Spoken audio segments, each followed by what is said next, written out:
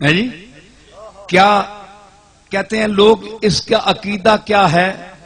میں کہتا ہوں میرا چہرہ دیکھو، کملی والے کے گلی کا غبار میرے چہرے پر نظر آتا ہے کہ نہیں؟ مدینے کی مٹی میرے چہرے پر اس کے اثرات نظر آتے ہیں کہ نہیں؟ ہائے، اور میرا دل نہیں کہہ رہا اوے مولوی تیرا دل تو نہیں کہتا، لیکن نصیر الدین جو میرے علی کے گھر میں پیدا ہوا ہے اس کی آواز ہے، اس کی التجا ہے، اس کی آرزو ہے، اس کی یہ حسرت ہے کیا کہ کفن پہناؤ تو خاک مدینہ، ہائے ہائے ہائے ہائے،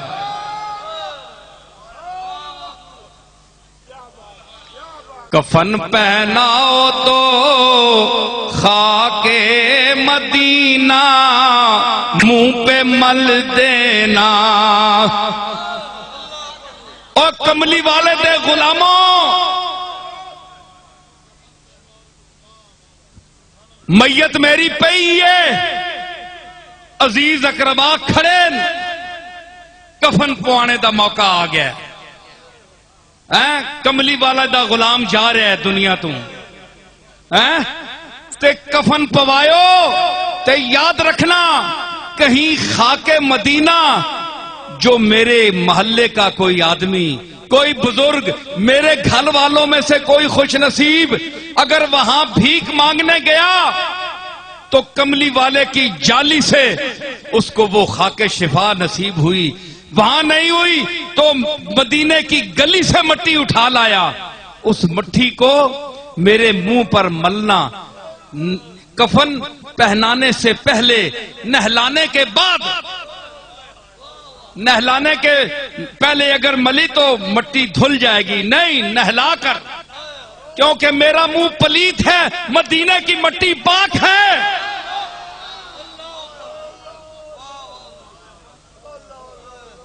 مجھے غسل دینا، سجا کر رکھنا، اور پھر کسی سے مٹی مانگنا، اگر گھر میں نہیں ہے تو محلے سے مانگنا،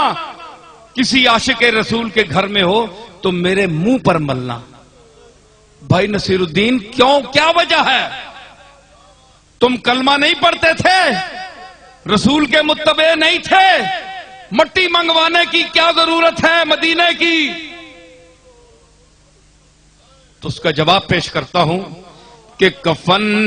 پہناؤ تو خاک مدینہ، منہ پہ مل دینا، خاک مدینہ